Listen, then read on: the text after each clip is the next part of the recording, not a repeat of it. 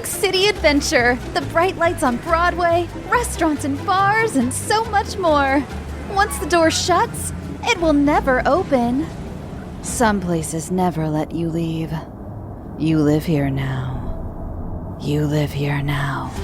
Get tickets now for Return to Silent Hill in theaters, January 23rd.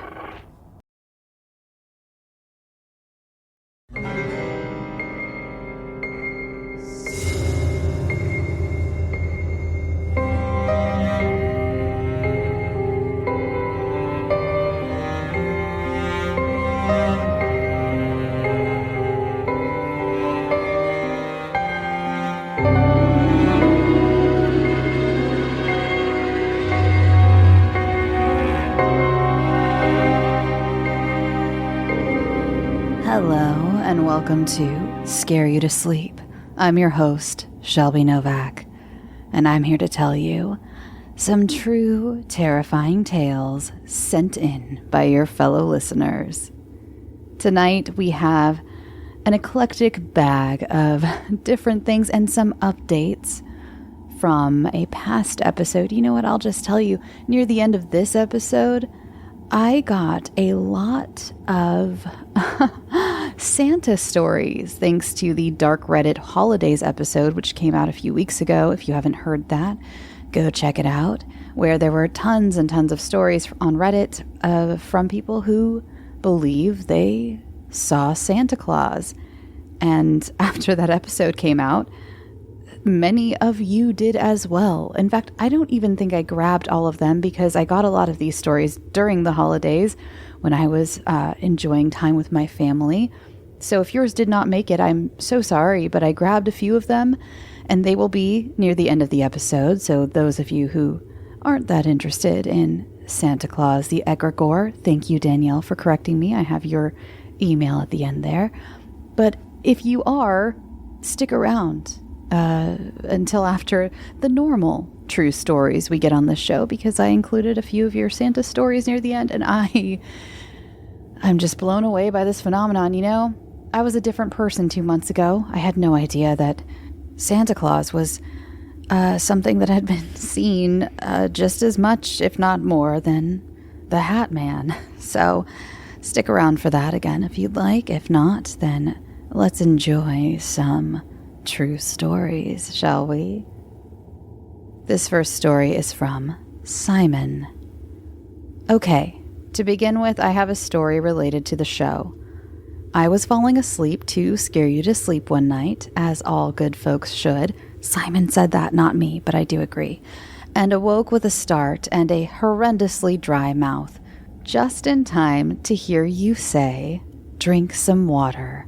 Obviously, I threw my headphones across the room and freaked out. I refused to drink water because obviously whatever spirit woke me up had some nefarious plans for that water. I did share that story with you on Twitter before I deleted Twitter. Once again, as all good folks should. Okay, enough silliness, serious story time. One night, my ex and I had just dropped some friends off after a pub trivia night. I was designated driver, so I had the misfortune of being sober as a judge at the time. As we were leaving my friend's quiet suburban streets, I turned right onto a road which was usually very busy, but at this time was curiously quite quiet. Tongue twister time. I turned onto the road, and from my point of view, we plowed directly into the back of another car. I could see the exact make, model, and color of the car, as well as making out the number plate. I felt the jolt of lurching forward into the steering wheel and heard the hard crunch of metal on metal, as well as the splintering and spilling of glass from my windshield. But as soon as I blinked, we were driving normally. No cars ahead, no damage to my car, and my ex was in the middle of a conversation we had begun as we left my friend's house. I had to pull over to the side of the road. I was shaking so badly. I turned the engine off and asked her, "Did we just have a crash?" She looked at me puzzled and said, "No, we literally just turned onto the road. No one is here." I explained what I saw, and she believed me, and offered an explanation as she was very deep into the supernatural. Perhaps we passed over the spot where someone else had a crash. Maybe you experienced someone else's crash.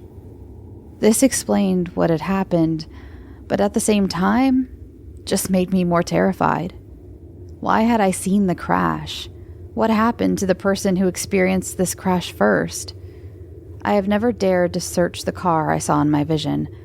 I'm worried that if I didn't see someone's past, perhaps I was seeing my future. Thank you, Simon, and I would like for you to look up the term quantum death as some homework. If you have not, I don't want to condescend to you and just assume you've never heard of quantum death, but this just reminds me a lot of stories I've heard in my research for people hypothesizing quantum death. And a lot of times there's like car wrecks or people who swear they got into a car accident and they didn't. So I would just like for you to look that up. I don't want to waste everyone's time going deeply into it because I feel like that's more of a dark Reddit kind of vibe to go really deep into the weird and freaky of the world. But, and I've talked about it on the show before, so you may have heard me speak about it. But thank you, Simon. And your first story delighted me to no end. And I am so sorry that my voice scared you so bad that night. But I think it was probably a good call to not drink that water. God only knows what it was tainted with. Maybe it was like possessed water. I don't know. Our next story comes from Daniel. My wife and I bought our first house in 2020, the month before COVID really hit the US. I loved that house. We lived there for 5 years, adopted our dog, and brought our daughter into the world under that roof. So many good memories. It was hard to say goodbye this year. Our neighborhood was an oasis. It was beautiful and peaceful, and our neighbors mostly kept to themselves, but were always kind. We were blessed to be surrounded by so many good people. But we knew when we bought the house that it was in a bubble. No recordable crimes in the immediate area, but 2 blocks in any direction were slews of break-ins, thefts, domestic altercations, and a few too many registered sex offenders. More than once, a stray bullet from the apartments a street over hit the siding of our neighbor's house. That never stopped me from walking the dog and jogging around the surrounding area. I got on a pleasantries basis and talked to some nice people. There was only one time that something truly unsettling happened. This occurred in January 2025, a few months before my wife decided it was time to move. I was up at 5:30 a.m., getting ready for my 1-mile walk with my dog before work. It had snowed a little bit overnight. In our southeastern state, it's a big deal. So I was checking to see if it was too icy and slick. When I opened the front door, I found a set of adult men's shoe prints in the snow on the front porch. Someone had come right up to our door during the night. We had a Ring doorbell camera, but it was notoriously glitchy. It didn't always capture deliveries or solicitors, and only recorded snapshots of movements or sounds for 4 hours before deleting them. The camera had no record of anyone approaching our house, so either it glitched or the person had come before 2 a.m. I put on my jacket and boots, grabbed a kitchen knife and a hammer, and went outside. I found 4 tracks of the same footprint, 2 going each way, meaning that someone walked all the way up our driveway to our front door and then back down to the street twice. The footprints disappeared at the road. There had not been enough snowfall on the asphalt to be able to leave any tracks, including myself. I walked the entire neighborhood looking for the same shoe prints, either in driveways or cutting across yards. Since the person approached our house by the mouth of the driveway, they either would have had to cut across a yard to access the road or walk exclusively on it. Also, it would be difficult to determine from a lone or even doubled track of footprints whether or not the person lived there, or the stranger creeped up on them as well. I went down every street and examined every driveway and visible bit of yard. Nothing. Not a single trace of footprints or disturbed snow, and no lights on in any house. Our neighborhood consists of a single street with 2 offshoot cul-de-sacs, ours being in the very back. This tells me that someone walked into our neighborhood from the main road and walked all the way directly to our house with clear intent. Twice. They came to our house knowing it was our house, to whatever extent. It could have been an entirely random selection, but we were one of only 4 or 5 families of our ethnicity that I was aware of in a mile radius. So it struck me as odd that of all the houses, it would be ours. I have attached pictures of the footprints. We didn't call the police because there was really nothing to report. We didn't have pictures on our camera that could identify a suspect or any solid proof of a timeline. The officers could have taken pictures and measurements of the prints, but there was no evidence of wrongdoing or ill intent. Some guy just walked up to the door and left. What could they do about it? It snowed once or twice more that winter, and we never saw the shoe prints again, nor did our camera ever catch anyone stalking the night. But without the snow there for record and our unreliable security, how could we ever know if they came again? And how many times? If it hadn't snowed on that exact night, would we have ever known? Or was the choice deliberately made that snowy night to leave a trace, just so we'd see it? Thank you for all you do, Shelby. Keep up the good work and have happy and safe holidays. Thank you so much, Daniel. I appreciate the story, and this is so scary. I did look at the photos that you attached to this story, and they're very scary.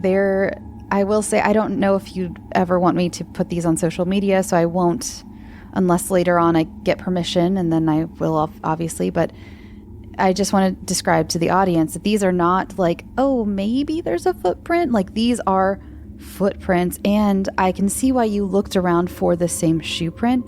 It seems like a pretty, I don't know if it's unique, but there's you can clearly see the design on the bottom of the shoe in the snow. So it would be very identifiable for when you went walking around looking for more of these shoe prints. And it's very, very eerie. It's just, that's all I can say is I can't imagine opening the door and then seeing these. And the one where you're comparing your foot, I assume that's your foot, to the shoe print. Like, it's strange. The pattern is strange. You can tell definitely, like Daniel said, that this person walked up the driveway to the door, walked back down to the street, and then walked back up to the door and then back down to the street. So strange. So strange. And I'm just glad you've moved and you're all right. You and your family, Daniel. Our next story comes from Gavin. Hello, Shelby. My name is Gavin, and I am a new listener of your podcast. I've quickly become a huge fan, retelling some of the stories to my friends around campfires on our group camping trips, and they never disappoint, my favorite being the Signal Man story. I do hope my story has the chill you are looking for, and unfortunately for me, but fortunately for you, this story is entirely true. Throughout my life, I have seen things, usually no more than shadows in corners or feelings of anxiety and cold rush over me out of nowhere. I usually acknowledge the feeling and move on, as my mom, grandma, and great-grandma told me to do, since they too were, let's say, aware of things unseen. But I had a visit from a friend one day that made it near impossible to ignore or move on from. I have this friend, Anna, who has always seemed to have a rough go at life and will periodically disappear and reappear in my life. She is the sweetest person ever, so her presence was never a burden in any way. One day, she asked if she could come and visit and catch up, and of course, I was happy to have her. When she got to my apartment, she caught me up on all the recent happenings in her life, including the fact that she just moved out of a movie-status horror home with a malicious spirit that sounded like a demon if I've ever heard. As she was telling me all about the cabinets being opened, knives going missing, and dark figures running around the house, I looked over her shoulder, and all the blood rushed out of me. She stopped her story and asked what was wrong, with a terrified expression on her face. Behind her, clear as day, I saw a tall man with a wide-rimmed hat, dark eyes, and a chilling yellow smile. I looked back at Anna, and just as quickly as I saw him, he was gone. I told her what I saw, and she said that was the figure that haunted her and her fiancé to the T. She told me that he likes being spoken about, and shortly after that, Anna got up and said her goodbyes. I wish that is where the story ended. Along with being able to see things, I am a Wiccan by religion and take spiritually guarding my home very seriously. After that, I did all my cleansing and wards anytime I feel unsafe, including lighting some candles with prayers to my goddess. But even with all of that, I hated going into my little backyard after dark, because I swear I saw the sick smile in the shadows every time I looked out my sliding glass door. A few nights go by, and another friend of mine, Sierra, came over without skipping a beat, and she stopped and said, "Who is in your backyard?" Again, my face went pale, as I knew exactly who and what she was talking about. I told her everything that had happened with Anna, and Sierra told me that we had work to do. She told me that I needed to pray to my goddess harder than I ever did before, and she grabbed my hands after I lit my altar candles and we prayed. It only felt like minutes, but we were there for 4 hours. My candles had burnt all the way down, and their flames were massive still, wax spilling onto the floor. She told me that there is something buried in my yard that he latched onto. Sure enough, I went to my backyard and started digging. Don't ask me how I knew where. I just knew. Under a little tree, I found a piece of rose quartz that had been part of an old pendulum that had completely broken apart. Shards of metal and stone under every handful of dirt I dug up. Sierra was inside, boiling a mix of lavender, lemon, and salt that she splashed around my whole apartment. She asked if I had anything to transport the old pendulum that was pure, and the first thing that came to mind was my baby blanket. She said to wrap it in the blanket and get rid of it. After that, she said her goodbyes and left me to finish the rest. Through my studies, I knew the best way to get rid of possessed objects was rivers. And so, at 3 a.m., I got in my car and drove with a cursed object in my back seat. Everything in me said not to look in my rearview mirror until I got there. The closest river to me required me to walk a half-mile down an old railroad track. But finally, I stood above a rushing river, and with a final prayer, I tossed the stone, metal, and all into the river, sparing my baby blanket. I turned and started walking back to my car, and for half a mile, I heard footsteps behind me. I knew not to look back. I screamed at myself not to look back. As soon as I was about to leave the tracks, a train came out of nowhere and scared the life out of me. I didn't even hear it coming. Luckily, I was a few feet from the tracks and was perfectly safe. I splashed my car and baby blanket with some of the salt water Sierra left me and drove home. When I got home, I felt like I could finally look into my backyard with some peace of mind. The thing never came back. I hope you enjoyed my terrifying story, because it truly haunts me, and I am so thankful to have my friend Sierra there to help me get rid of it. I love your podcast, and hope to hear many, many more stories, and maybe even my own. Blessed be. Thank you so much, Gavin. That is so scary. It's so fascinating. It's a world I'm not very familiar with, so thank you for taking us through parts of your culture. I really appreciate that. And I'm glad you have your backyard back. I have a weird thing with sliding glass doors too. I have sliding glass doors now. I mean, some of you may have heard my story, the charred man, and that all started because in an old apartment I lived in, it also had sliding glass doors. And they freaked me out. There's something about looking out them and being like, what if someone's standing out there? And you had something out there. So, you literally lived my nightmare, Gavin. And I'm glad you're all right now. So thank you for writing in. Our next story is from Keith. Hi, Shelby. I'm a huge admirer and wish that I had found your podcast years ago. Although I do suffer from insomnia and frequently binge listen. Anyway, I just wanted to share with you an experience I had as a young man that still haunts me to this day. The year was 1974, extremely important for the upcoming twist, and I was getting ready for school. I was 8 years old and in the 3rd grade. I had finished my bowl of sugary cereal. Come on, it was the early 70s, long before any health concerns. There were smoking sections and hospitals, for goodness sake. Gone was the time for watching Bugs Bunny cartoons, and the time had come to brush my hair and head out the door. That's when it happened.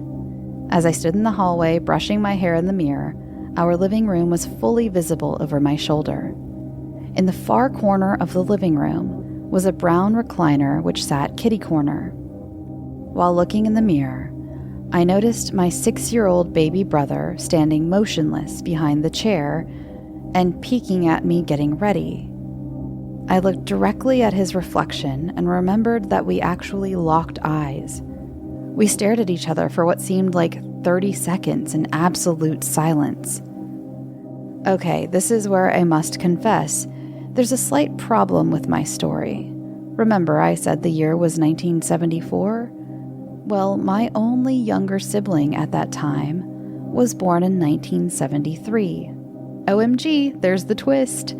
That's right, my little brother was just over a year old, was barely walking, and was at that moment sleeping soundly next to my mom. Can you guess who disappeared the moment I broke eye contact and turned around? That kid's face is permanently embedded in my memory. I remember that I could not get out of the front door fast enough. That was my most intense visual contact, but definitely not the last for me or my family. I hated that house. I hope you enjoyed it. Please keep up your awesome work.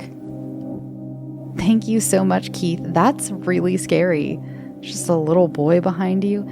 You mentioned that it wasn't the last, so if you have any further stories about that house you would like to share, I would like to hear them. Thank you, Keith.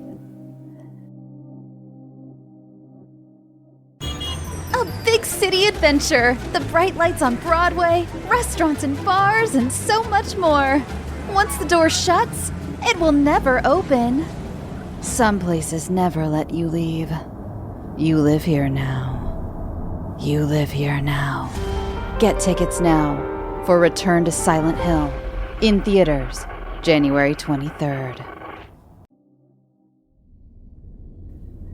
Our next submission is from Drew, and this one delighted me to no end, and it's going to be a segue. You'll see. Hi, Shelby. My story today may seem too silly to be real, but I promise it is completely true, and what I am about to write about still remains one of the oddest experiences of my life. I completely understand if this doesn't make it on the show as it is short, but I wanted to send it in anyway. Feel free to cut/leave this out. Well, I didn't, Drew. Your show has been my only cure to what I believe is minor insomnia, and I have probably gone through the entire catalog at least twice. Your show has really helped me, and I can't thank you or rave about what you do enough. I always look forward to getting cozy in bed and getting lulled off from your fantastic storytelling and narration. Thank you for what you do. And thank you for letting me read that, and it just really made me happy. So on to your story. I had actually completely forgotten about this experience until I was listening to the most recent holiday dark Reddit episode, and all of the Santa sighting stories brought this memory rushing back to me. I literally sat up in bed as soon as I remembered. It wasn't necessarily a mortifying experience, as I was in disbelief about it. I'm pretty peculiar when it comes to the paranormal. I am very fascinated by it and love to hear stories about it. However, I am a bit of a skeptic when it comes to myself and paranormal experiences, as I have not experienced any paranormal activities in my 21 years on this planet. I'm going to explain the layout of my bedroom as best I can, as it makes more sense in the context of the story. I had my bed in the corner of my room at the time, with my headboard against one of the walls. This happened back in 2020, during the pandemic. I don't remember the exact time, but I know for a fact it was past midnight. I was bundled up under the covers, laying down facing the wall. All of my lights were off, minus the screen of my laptop I was scrolling on. I also happened to be chatting with my friend on social media at the time, using my laptop. What I am about to tell you happened out of the blue. There is no suspenseful lead-up or warning signs. It just happened. Anyways, I remember going to turn over to face the rest of my room, turning away from the wall. When I turned over, and I kid you not, I saw the live-action, full-fledged Mike Myers version of the Cat in the Hat standing at the side of my bed, staring at me, in the flesh, for just a split second. I blinked, and he was gone. I sat up in bed, being equally terrified as I was puzzled. It was genuinely one of the biggest WTF moments of my life. I immediately texted my friend at the time about what just happened. I was completely baffled, especially as someone who has never seen the full 2003 movie and have only ever seen clips. I still have not watched it to this day. I have no clue how this happened. If it was a figment of my imagination or some paranormal adjacent experience, whatever it was just so strange. I know this seems silly and unrealistic, but it is so specific that I cannot begin to make this up. I can't quite remember the name of this specific entity, but the concept of some sort of spirit taking the shape of Santa Claus or whatever else is what reminded me of this experience. I know the story isn't super interesting or super scary, but I thought it might give you a good laugh. Thank you for taking the time to read this anyway. Okay, Drew, first of all, what do you mean not super scary? Because that would terrify me. Like, I don't... That would be so scary. I've never seen the whole movie either, which surprised me. I was really expecting you to be like, oh, and it was my favorite movie as a kid, and it's a little more explainable, you know, like, oh, and your brain kind of did... I don't know what this is, but these are my favorite types of stories. They're bonkers. This is what I was going when I was reading the Reddit stories about Santa Claus. I just could not believe it. This is what I love about this beautiful, strange world. There's a lot of bad that goes on in the world, but we have these strange stories and they give me life. They give me so much fuel. And that's why I could never be a full, like, anti-whimsical skeptic of, like, nothing weird and magical goes on. I think I really do believe magic and science are kind of one and the same, just a lack of information on one, essentially. But I just, like, what was that? Also, how did you not, like, pee the bed? That is scary to me. Sure, it's silly. It's silly, but it's so scary. I will say this is a little story. So I don't know if some of you remember a few years ago, they tried to reignite the Gong Show, and Mike Myers was the host of the Gong Show, but he played this, like, character. I can't remember what the character's name was, but he had, like, full face of, like, he was fully prosthetic out, like, he looked like a different person, as he used to do, like, for, like, the Austin Power movies and things. Anyway, I've mentioned on the show many times, I used to do extra work. Well, some of the times when there wasn't as much work to do, when you would just kind of grab whatever job you could. And sometimes if the movie and TV industry was a little slow, it goes through lulls when you were part of the slow season, like right now is kind of a slow season, you would do audience work. Audience work sucked. Oh God, it sucked so bad. I hated it. It made me cry multiple times. I won't get into it because you're not here for that. But a lot of times when you see live studio audiences on television, not all of them are fake, but a lot of them are paid. If they can't fill a full audience full of people, they hire people like me to go sit in the audience. And they would rank you by attraction, and you had to dress, or it was, anyway, again, I can't get into it. That's for a different show. Anyway, I was on the Gong Show, and there was at one point where I was sat in the audience and Michael Myers came to sit. He did a little intro where like we came back from commercial break, and he was like sitting in the audience, and he sat right in front of me on like bleacher style seats. I think it was at Sony Studios.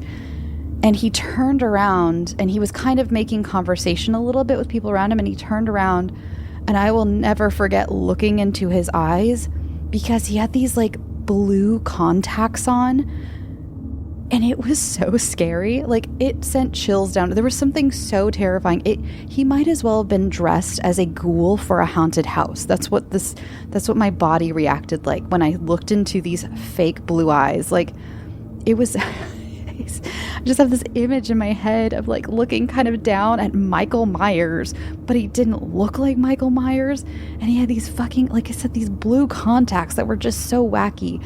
I, as a brown-eyed person, have tried to wear blue contacts before, just because I went through a phase where I thought, I don't know, I just wanted to try it out. And they looked freaky on me too. I think some people just, I don't know what it is, man. Oh man. Anyway, sorry. That was so off topic, Drew. Thank you for that memory lane, though. As soon as you said the Mike Myers Cat in the Hat, because that was terrifying makeup as well on Michael Myers.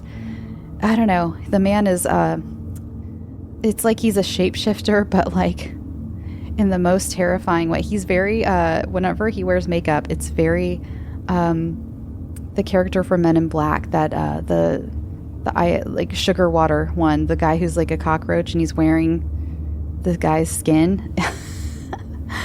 Okay. Enough about that.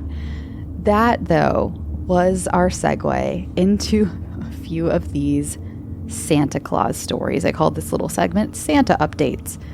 Again, could not believe the amount of stories I found on Reddit. I didn't even get to all of them. Maybe I'll read more next holiday season.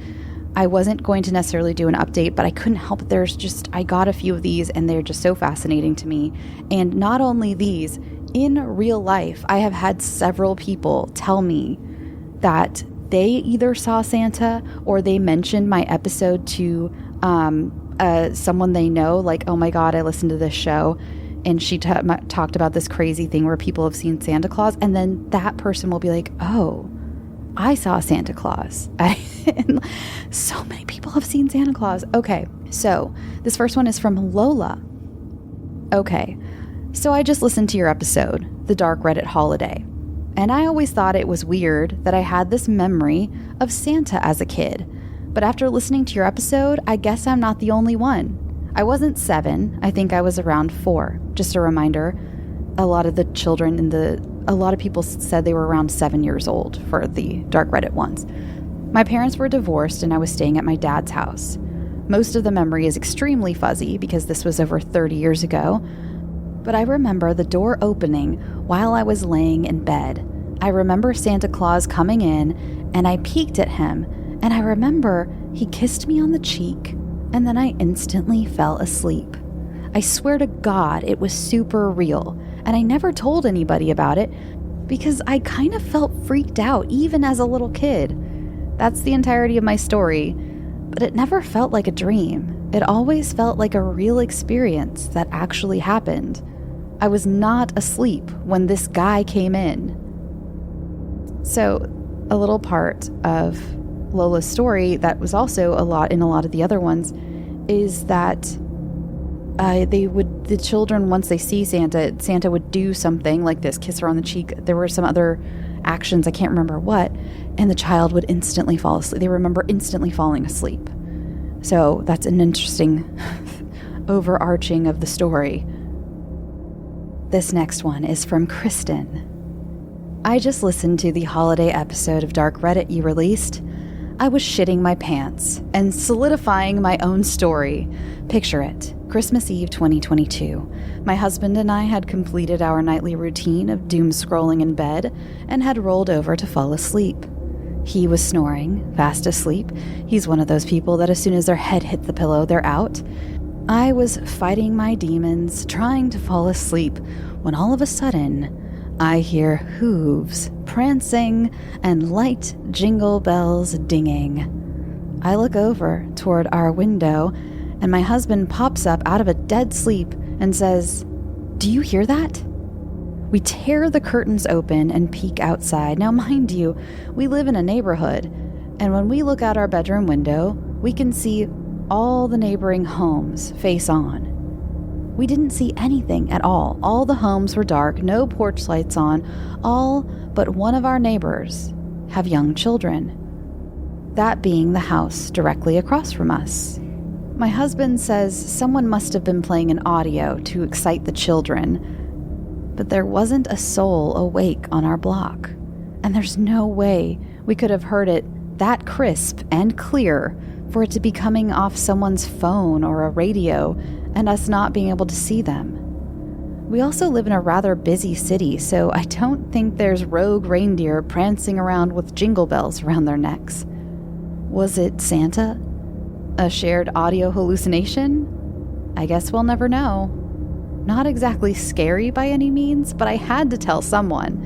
Thanks for all you do. I'm a huge fan of the show. Love, Kristen. Thank you, Kristen. I'm so glad, that's one thing I'm liking about hearing from you over email or hearing from the people I've heard of in person is the validation. I'm glad I can provide that for you. So, next one is from Jasmine. Hi, Shelby. I just listened to this recent episode, and the stories about seeing Santa have really shook me.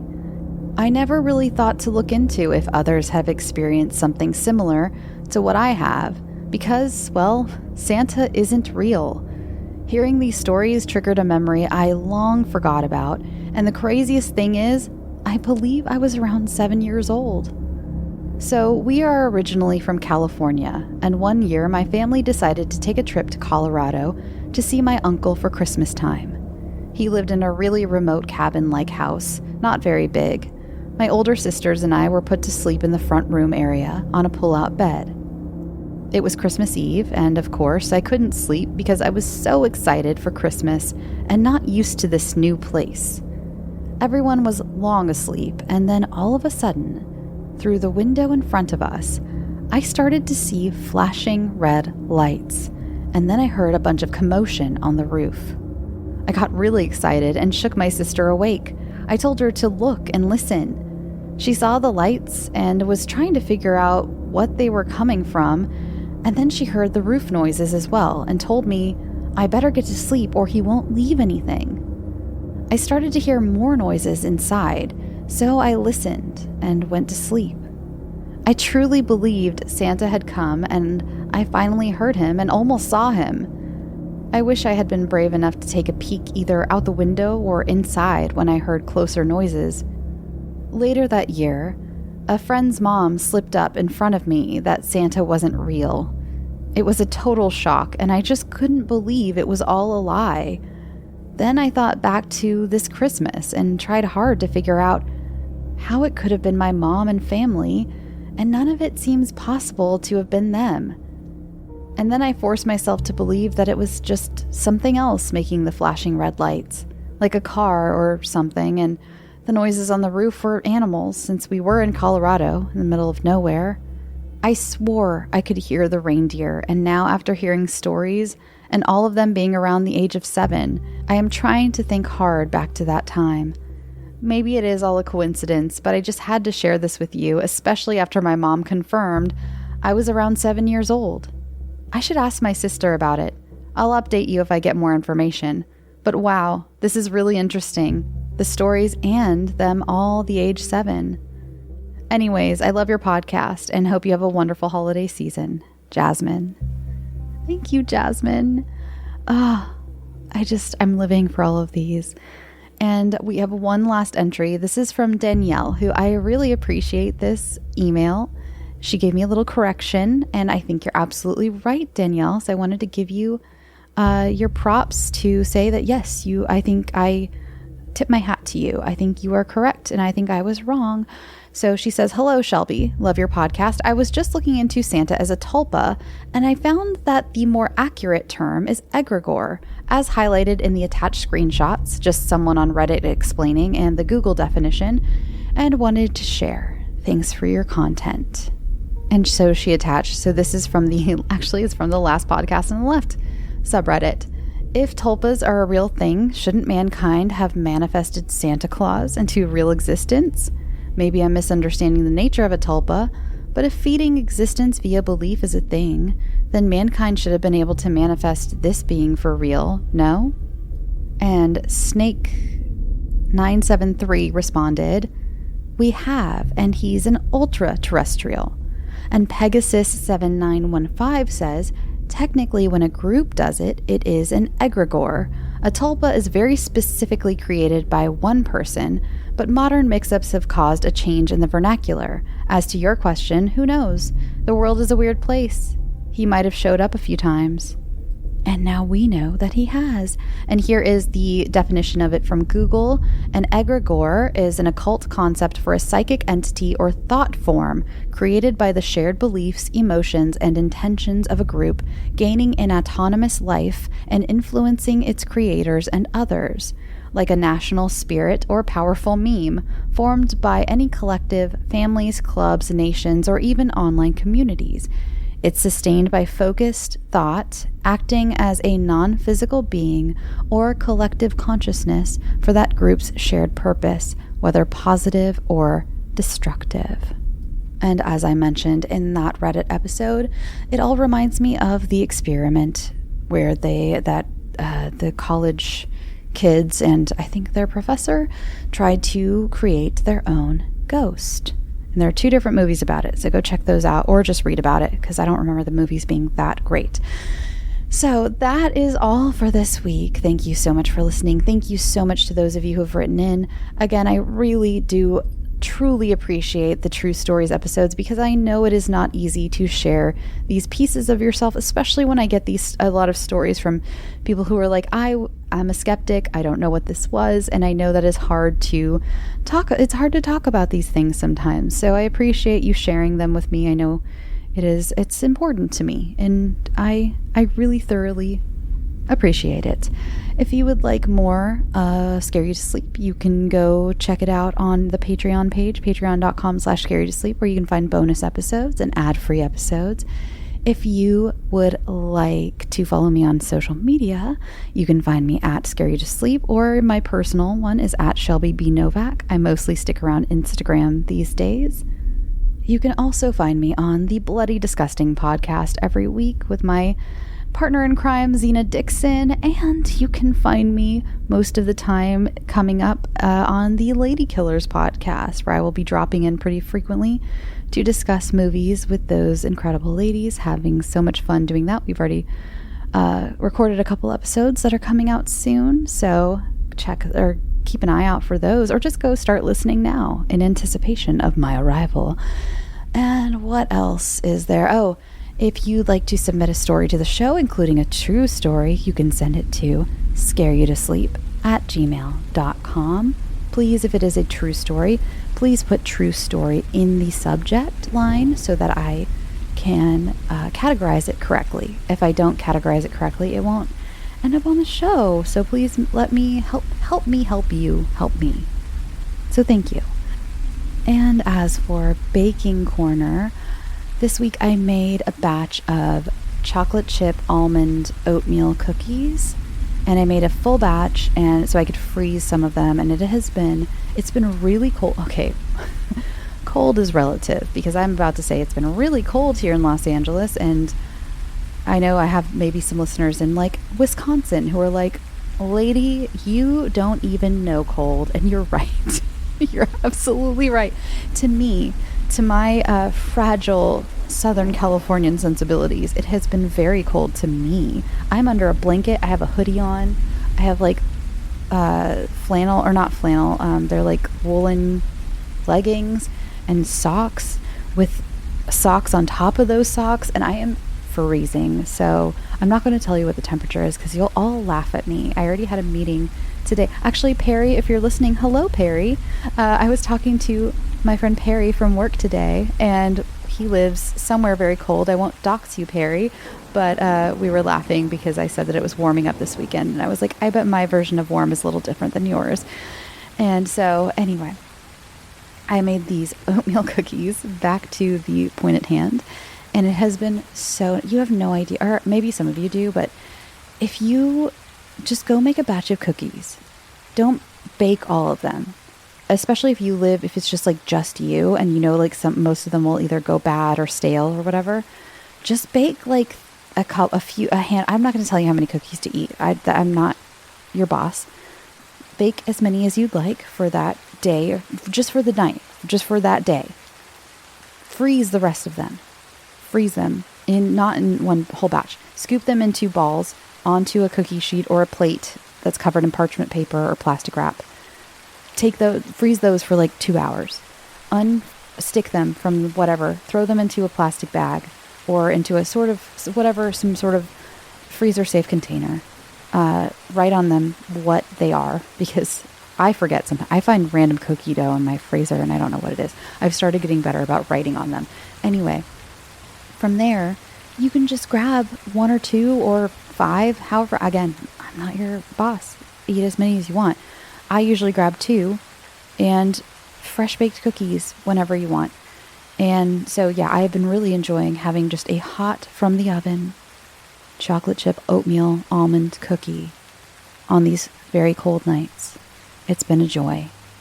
It's the little things in life, you know? I also baked a loaf of bread. I will share that recipe if you'd like. It was such a strange recipe for me. It was something that was very new to me. All of the ingredients were cold. I was blown away. Most of the time when you bake bread, you need like warm water, warm milk to bloom the yeast in. And when you add butter for enriched dough, it's very soft, or even, I don't believe it's ever melted, but it's usually soft. This used cold water, cold milk from the fridge butter. And I was just like, how is this going to work? I trusted the process, and I was mostly so fascinated by the idea of using all cold ingredients. And it had very different amounts of proofing. It wasn't just the 1-2 proof of like proof it once, shape it, and then proof it once more and then bake it. It had, I want to say 3 or 4 different, it was four different proofs. So it was a little more involved, but it made a beautiful loaf of bread. So tasty. And so I've had this fresh loaf of bread this week. I just love having a fresh loaf of bread. So I have bread, I have cookies. What more can you want? So yeah, that is Baking Corner. If you ever want any of these recipes, please feel free to email me. My DMs, I don't always see my DMs on Instagram. Instagram's really bad about putting you in the bad guy category of like hidden messages. Sometimes I go check my hidden messages and none of them are bad necessarily. Some of them are. Some of them are really bad. But there's some that are literally just some of you asking for a recipe, or it'll just be you saying something very kind.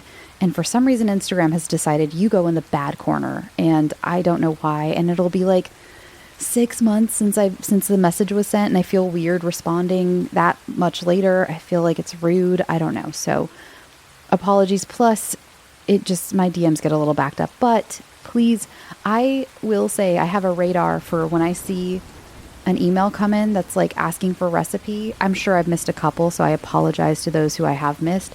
I usually catch those pretty quick, and I send off the recipe. So if you'd like to bake this, again, strange to me. I don't know if this is a strange way of making bread. I am not the world's most adept bread baker, so this was just a strange that's not process to me.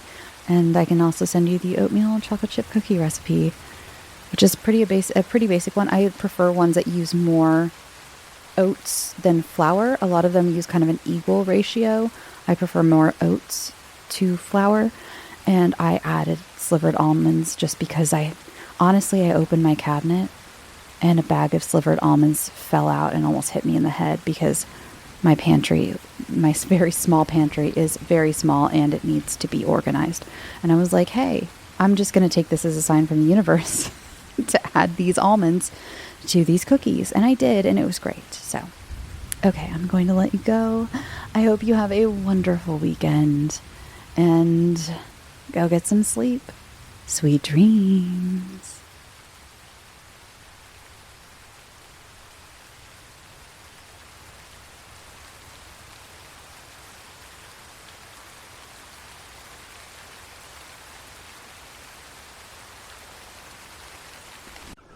Listen to the waves. Feel the sand beneath your feet. The summer storm will never end. Some places never let you leave. You live here now. You live here now. Get tickets now for Return to Silent Hill in theaters January 23rd.